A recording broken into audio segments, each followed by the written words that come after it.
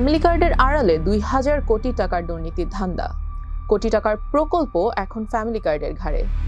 ২০০ কোটি টাকা শুধু পরামর্শক নিয়োগে। চলুন এই মেগা দুর্নীতির পুরো প্রক্রিয়াটা জেনে নেই। ৯০০ কোটি টাকা থেকে এক লাফে ২,৮১৩ কোটি। আসলে কি হচ্ছে সমাজ কল্যাণ মন্ত্রণালয়ের এই প্রকল্পে? আর কোনো বিশ্লেষকরা বলছেন এখানে আরো বেশি স্বচ্ছতা দরকার।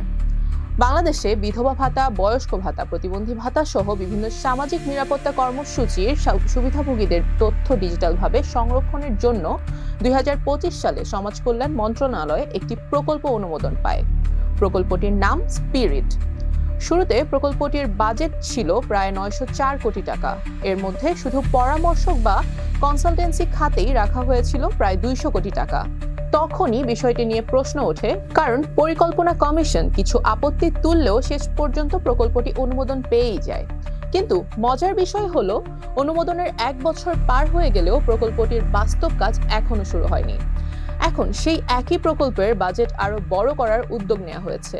সমাজ কল্যাণ মন্ত্রণালয় নতুন প্রস্তাবে বলছে প্রকল্পের ব্যয় বাড়িয়ে মোট ২,৮১৩ কোটি টাকা করা দরকার, অর্থাৎ আগের তুলনায় প্রায় ২,০০০ কোটি টাকা অতিরিক্ত যোগ করার প্রস্তাব।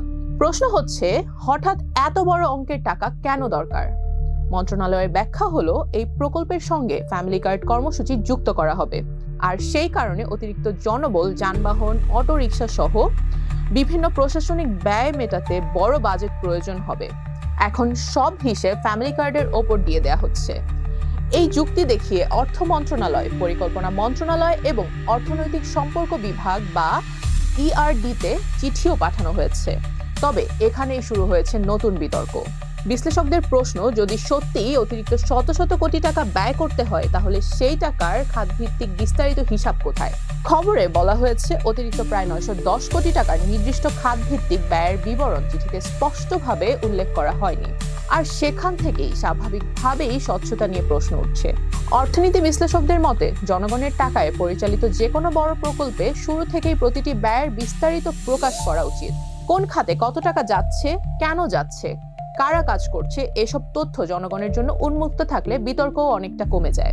তাদের আরও পরামর্শ, প্রকল্পের অগ্রগতি এবং ব্যয়ের তথ্য নিয়মিতভাবে সরকারি ওয়েবসাইটে প্রকাশ করা উচিত।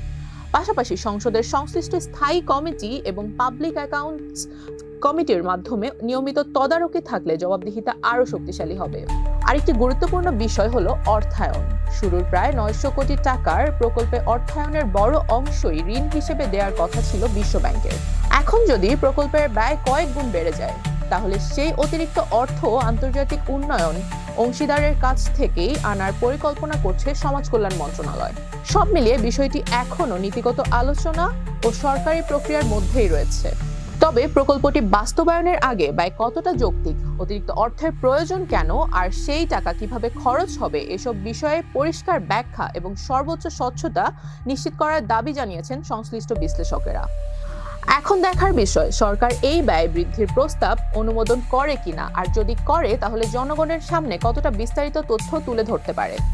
কারণ সামাজিক নিরাপত্তা কর্মসূচি যতই গুরুত্বপূর্ণ হোক না কেন, বড় অঙ্কের প্রতিটি সরকারি প্রকল্পে স্বচ্ছতা, জবাবদিহিতা এবং জন আস্থা, এই তিনটি সবচেয়ে গুরুত্বপূর্ণ।